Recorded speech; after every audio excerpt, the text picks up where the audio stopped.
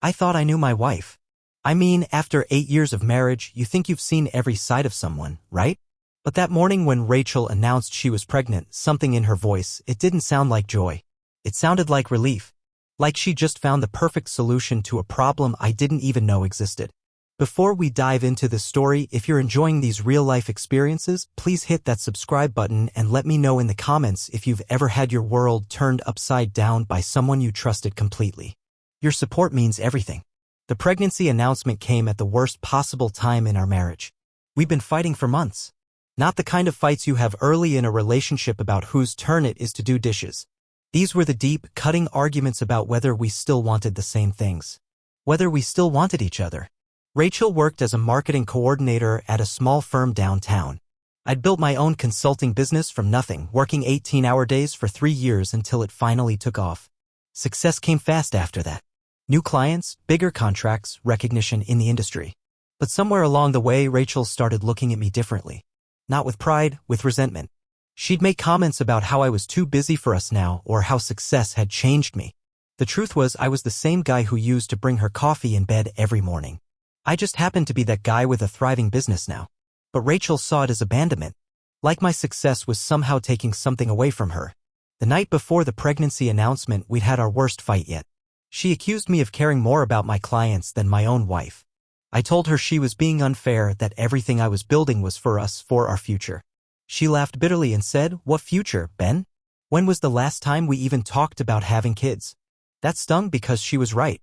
We used to talk about children all the time in our early years. But as my business grew and our relationship grew strained, those conversations just stopped. We stopped planning a family because we stopped feeling like a family. So when Rachel walked into the kitchen that morning, still in her pajamas, holding a pregnancy test with 2 pink lines, my first emotion wasn't excitement. It was confusion. "I'm pregnant," she said, setting the test on the counter between us like evidence in a trial. I stared at the test, then at her face. She was watching me carefully, studying my reaction. Are you sure?" I asked. "The test doesn't lie, Ben." But something felt off. We'd been careful. More than careful, honestly. Our physical relationship had become another casualty of our fighting. We'd barely been intimate in the past 2 months. The timing felt impossible. Still, I did what any husband should do. I smiled, pulled her into my arms, and told her this was wonderful news. And maybe it was. Maybe a baby was exactly what we needed to remember why we fell in love in the first place. For the next few weeks, Rachel seemed like a different person. The anger disappeared. She was affectionate again, excited about our future, making plans for the nursery. She scheduled her first doctor's appointment with Dr. Marcus Webb, someone she said came highly recommended. I offered to go with her, but she insisted she wanted to handle the first appointment alone. "Just to confirm everything's okay," she said. "You can come to the next one." The appointment was on a Tuesday. I was in back-to-back client meetings all day, but I kept checking my phone, waiting for updates. Around 3 p.m. I got a text. "Everything's perfect. Baby's healthy. Dr. Webb says I'm about 6 weeks along." 6 weeks. I did the math in my head. That would put conception right around the time of our worst fighting, when we were barely speaking to each other, let alone, well, you get the picture. But I pushed the doubt away. Pregnancy dates aren't always exact, right? Maybe she was further along than we thought. Maybe that one night we reconciled temporarily was enough. Over the next month, Rachel threw herself into pregnancy with an intensity that surprised me. She bought pregnancy books, started a journal, even began talking to her belly at night. She seemed genuinely excited, and her excitement was infectious. I started believing maybe this baby really would save our marriage. But then came the phone call that changed everything. I was working late in my home office when Rachel's phone buzzed on the kitchen counter. She was upstairs taking a bath, and normally I wouldn't even glance at her messages. But the phone kept buzzing. Text after text. Something made me walk over and look at the screen. The preview showed multiple messages from someone named Marcus. Just the first name, but I could see partial sentences. "Can't keep doing this. And what if he finds out?" My stomach dropped. Marcus. As in Dr. Marcus Webb? I stood there staring at her phone, my mind racing. Why would her doctor be texting her at 9 p.m.? Why would he be concerned about me finding out anything? When Rachel came downstairs, I was sitting at the kitchen table with her phone in my hands. "Ben? What are you doing?" "Who's Marcus?" I asked quietly. The color drained from her face so quickly I actually took a step toward her, thinking she might faint. "What do you mean?" "Dr. Marcus Webb has been texting you." "A lot." I can see the previews. She reached for her phone, but I pulled it back. Rachel, what's going on? For a moment, she just stood there, opening and closing her mouth like she was trying to find words that didn't exist. Then she sank into the chair across from me. It's not what you think, she whispered. Then tell me what it is. The silence stretched between us like a chasm. I could hear the refrigerator humming, the clock ticking, the sound of my own heartbeat in my ears. I'm not pregnant, she finally said. The words hit me like a physical blow. What? I'm not pregnant, Ben. I never was. I stared at her, trying to process what she was saying. But the test, the doctor's appointments. The test was fake. Marcus. Dr. Webb, he gave me false positive tests. He's been pretending to be my obstetrician. My brain couldn't catch up. Why? Why would a doctor do that? Why would you do that? Rachel started crying then, ugly, desperate sobs that shook her whole body. Because I was losing you. Because you were so successful and I felt so small and I thought if we had a baby, you'd remember why you loved me.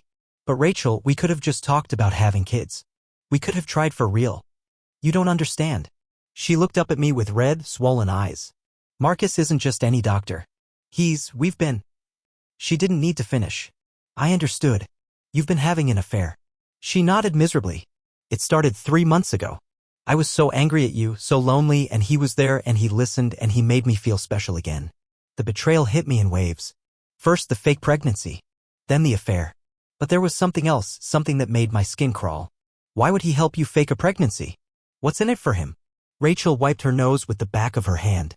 He hates you. He knows who you are, knows about your business.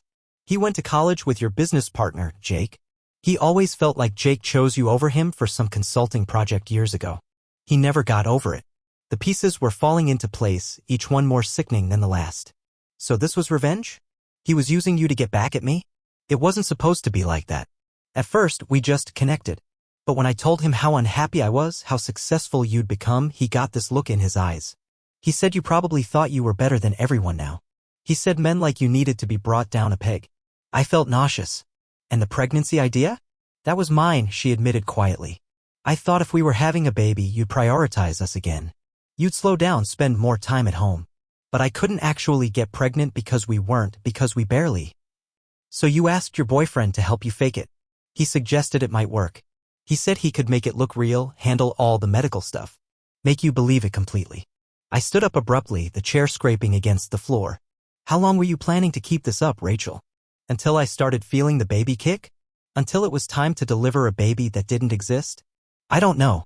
I wasn't thinking that far ahead. I just wanted my husband back. But I wasn't her husband anymore. Not really. The man she'd been married to for 8 years would never have been capable of this level of deception. The woman sitting across from me crying wasn't the woman I'd fallen in love with. I need to see the texts, I said. She unlocked her phone and handed it to me. The message thread with Marcus told the whole story. It started innocent enough, flirtatious messages that escalated quickly. But then came the planning conversations about the fake pregnancy. Marcus, he thinks he's so successful. Let's see how he handles being a father. Rachel, I just want him to care about us again. Marcus, trust me, this will knock him down from his high horse. Men like him can't handle real responsibility. Rachel, what if he wants to come to appointments? Marcus, I'll handle it. I've got a whole setup. Fake ultrasounds, the works. Your husband will never know the difference. The messages got worse from there. Marcus wasn't just helping Rachel deceive me, he was actively enjoying it. He made comments about how easy it was to fool successful men, how my type always thought we were smarter than everyone else. But the message that made my blood run cold was from just 2 days ago. Marcus, we need to plan the miscarriage soon. Can't keep this up much longer. Plus, I'm getting bored with this whole thing. Rachel, I'm not ready. I need more time with him. Marcus, time for what? He's never going to be the husband you want. Trust me, I know men like him. Cut your losses. I set the phone down carefully, afraid I might throw it against the wall if I held it any longer. He was planning to make you fake a miscarriage. Rachel nodded, fresh tears streaming down her face. I told him I wasn't ready. I thought maybe I could convince you to actually try for a baby, make it real somehow. Make it real? Rachel, you've been lying to me for weeks. You've been sleeping with another man who actively hates me and is using you to hurt me. What part of any of this could ever be real? She had no answer for that. I spent that night in a hotel, staring at the ceiling and trying to figure out how my life had become so unrecognizable. The woman I'd shared a bed with for 8 years had been carrying on an elaborate deception with a man who wanted to destroy me. And the worst part? Part of me understood why she'd done it. Not the affair. Not the lies. But the feeling of being left behind when someone you love becomes successful. I'd seen it happen to other couples. Success changes the dynamic and not everyone can handle it. But Rachel had chosen the worst possible way to handle it. The next morning I drove to Dr. Webb's office. I didn't have an appointment, but I told the receptionist it was urgent. When he came out to the waiting room and saw me, his face went white. "Mr. Coleman." "Aye, what can I do for you?" "We need to talk. Privately." In his office, surrounded by his medical degrees and certificates, Dr. Marcus Webb looked smaller than I'd imagined. Rachel had described him as charming and confident, but sitting across from me, he just looked like a man who'd been caught. "I know about the fake pregnancy," I said simply. He didn't try to deny it. "Look, Ben, can I call you Ben? This wasn't supposed to hurt you." Rachel was she was struggling, and I thought. "You thought you'd help her deceive her husband because you have some grudge against me from college?" His jaw tightened. "You probably don't even remember, do you? The Hartley consulting contract. Jake was supposed to recommend me, but he chose you instead. Cost me about $50,000 and a major career opportunity." I did remember vaguely. It was 5 years ago, a missized project that had led to bigger things for my business. But I'd won it on merit, not through any manipulation or politics. "So you decided to destroy my marriage as payback?" "I didn't plan it that way. Rachel and I just connected, and when she told me about your problems, it seemed like justice, I guess." "Justice? You helped my wife fake a pregnancy. You created fake medical records, fake test results. Do you understand how unethical this is? How illegal?" Dr. Webb's professional facade cracked completely then. "Men like you always land on your feet. You've got money, success, respect. What was I supposed to have?" Rachel was the first person in years who made me feel important. By helping her lie to her husband. By helping her try to save her marriage. But we both knew that wasn't true. The text messages made it clear he'd been sabotaging any chance of reconciliation from the beginning. He'd been planning the fake miscarriage, probably hoping it would damage me so severely that Rachel would leave me for him. I left his office with copies of all the fake medical records he'd created and a promise that I'd be reporting him to the medical board. I also left with something I didn't expect: pity. Marcus Webb was a man so consumed with resentment that he'd destroyed his career and reputation for a chance at revenge against someone who'd barely thought about him in 5 years. That evening, I went home to face Rachel one more time. She was sitting in our living room, the same spot where she used to curl up while I told her about my day in the early years of our marriage. She looked up when I walked in, hope flickering in her eyes. "Ben, I'm so sorry. I know I messed up, but maybe we can work through this. Maybe we can go to counseling and—" "No," I said quietly. "We can't. Please. I love you. I made a terrible mistake, but I love you." "Rachel, you didn't make a mistake. You made a series of calculated decisions over months. You chose to have an affair. You chose to fake a pregnancy. You chose to let me believe we were starting a family when you knew it was all a lie. But I did it because I love you." "No, you did it because you wanted to control me. You wanted to force me to be the person you thought I should be instead of accepting who I actually am." I sat down across from her, maintaining distance between us. "The success you resent so much? I built that for us. Every late night, every difficult client, every risk I took was because I wanted to give us a better life. I wanted to be able to provide for our family when we had one. I know that now. But you didn't trust me enough to tell me you were feeling left out. You didn't trust our marriage enough to work through the rough patch. Instead, you decided to blow it up." Rachel was crying again, but I felt strangely calm. The anger from the night before had crystallized into something clearer: resolution. "I've already talked to a lawyer," I told her. "I'll be filing for divorce next week. You can stay in the house until we figure out the property division, but I'll be staying somewhere else." "Ben, please. Don't do this. We can fix this." I looked at her, this woman I'd loved for so long, and felt nothing but sadness. "Rachel, you spent 2 months looking me in the eye every day, knowing you were carrying on with another man. You let me get excited about becoming a father when you knew it was all fake. You let me start planning our future around a baby that never existed. How do I ever trust you again?" She had no answer for that either.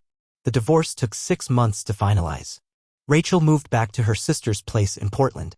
I heard through mutual friends that Dr. Webb lost his medical license and his practice folded.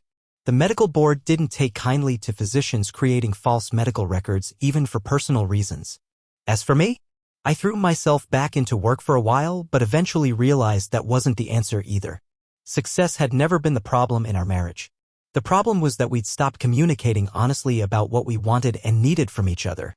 I started seeing a therapist not because I was broken, but because I wanted to understand how I'd missed the signs that my wife was so unhappy she'd resort to such extreme deception. I wanted to make sure I never missed those signs again. A year later, I met Sarah. She's a teacher, completely unimpressed by my business success, and she tells me exactly what she's thinking whether I want to hear it or not. When she's frustrated with me, she says so. When she's proud of me, she says that too. It's refreshingly honest after years of trying to decode hidden meanings and unspoken resentments. I never found out what Rachel's endgame was with the fake pregnancy. Maybe she hoped she could actually get pregnant before I found out. Maybe she thought she could fake a miscarriage and use it to make me more attentive. Maybe she just hadn't thought that far ahead. What I do know is that desperation makes people do terrible things. Rachel was desperate to save our marriage, but instead of fighting for it honestly, she chose deception.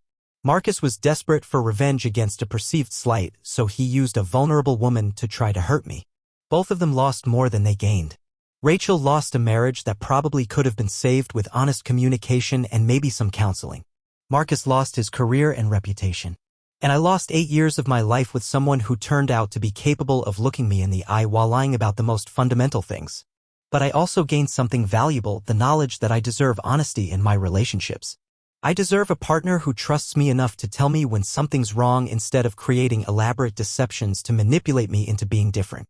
Sometimes people ask me if I ever think about what would have happened if Rachel had just told me she was feeling neglected instead of faking a pregnancy. Maybe we could have worked it out. Maybe we could have found a way to balance my ambition with our relationship. But the truth is, the woman who could fake a pregnancy and carry on an affair for months isn't the woman I thought I married. The Rachel I fell in love with would have confronted problems head-on, not created bigger ones to solve them. I don't hate her anymore.